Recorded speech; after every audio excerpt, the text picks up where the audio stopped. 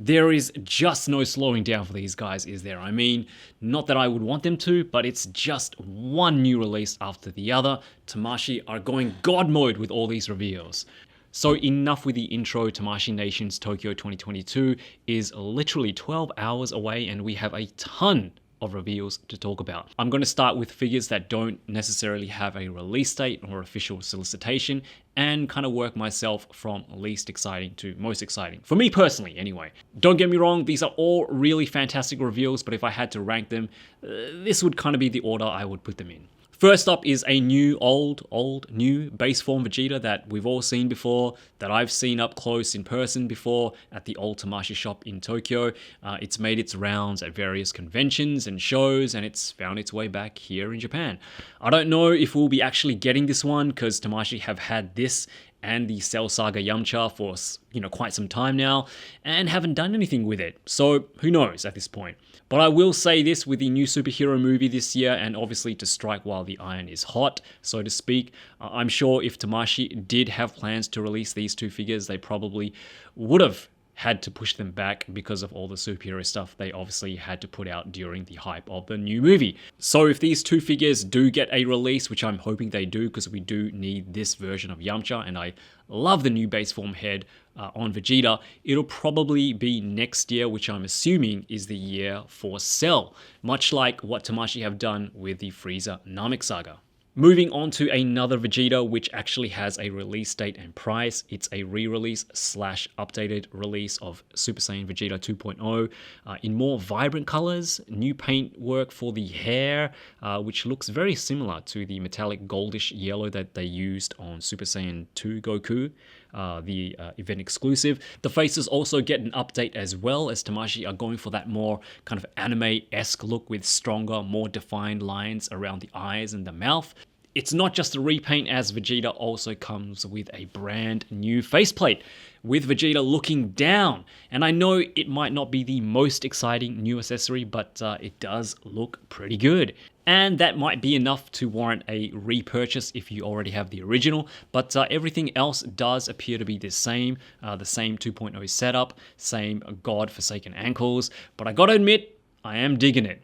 And for the low price of just under 4,000 yen, which will probably come to about 30 to 35 US dollars, this is a great chance to pick up a very decent Super Saiyan Vegeta, especially for those who missed out on the first run of this release, which goes for quite a pretty penny right now. Tamashii are calling this one Super Saiyan Vegeta Awakened Super Saiyan Blood, and will release April 2023, and it's a regular release, so good news for everyone.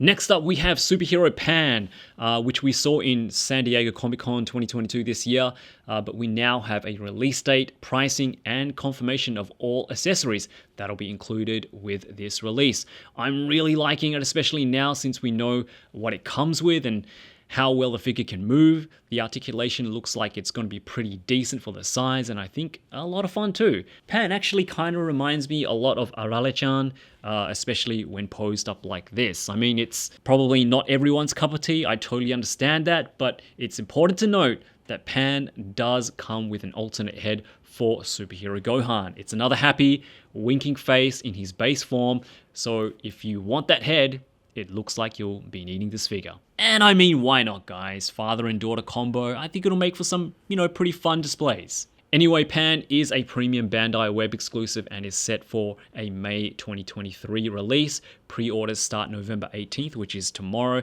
and will set you back 5,700 yen, or about 50 US dollars. So I think fans are most excited about this one for obvious reasons, but it's Beast Gohan, or Son Gohan Beast as Tamashii are officially calling it. Yes, we all knew it was coming, but boy did Tamashii deliver. I mentioned in my previous video that third parties were already making really awesome looking heads for the Superhero Gohan figure, but Tamashii were just like, yeah, we'll match that and one you up. Not only does this head sculpt look phenomenal and ripped right out of the anime, but they retooled the body to give it a battle damage look.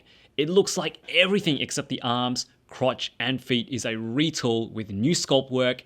We get battle damage on the legs, the armbands, and the torso is completely new as well. Really similar to what they're doing with Piccolo Orange or Orange Piccolo, and I'm really like what I'm seeing here. It looks like Gohan is actually wearing a gi and the chest and lower torso are separate pieces. We don't get that mid-break in the torso like the previous Gohan release, but it's now just one piece and looks so much cleaner. I'm not sure how well Gohan will move in that area, if that gi piece is one solid piece or not.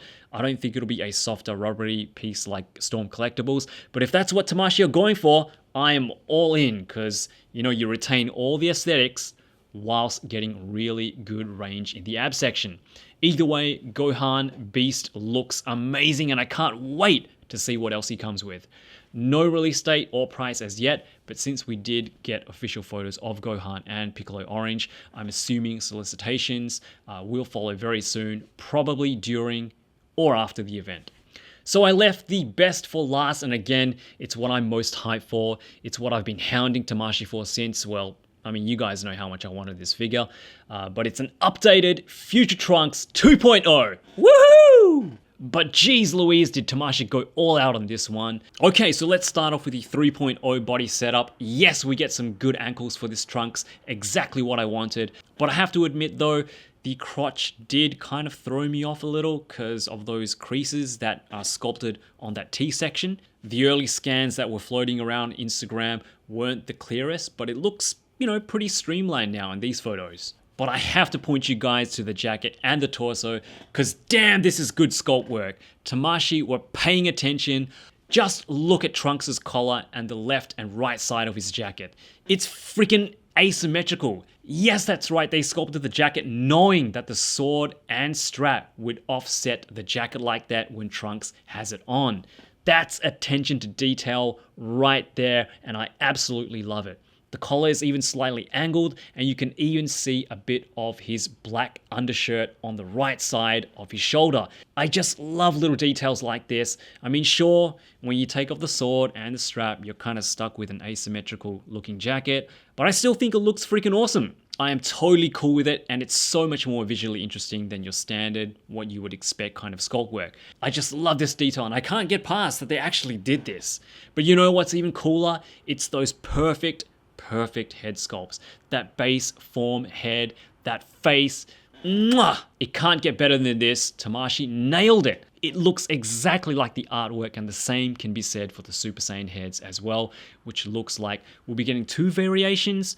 Your normal Super Saiyan hair with the bangs more kind of in a natural hanging down position, and what looks like to me, and this just could be me because these scans aren't the best, but do you guys remember the first time we meet Trunks and he goes Super Saiyan for the first time? His hair goes kind of all the way up. It's yellowish white and still has a bit of purple in it. It looks really similar to that. And especially when you have him posed like how he is in the top left picture, I think Tamashii were definitely trying to go for that iconic Mecha Frieza slice and dice up scene. So I hope I'm right. I hope we get clearer official photos of this new 2.0 Trunks, because what they've shown so far is just too good.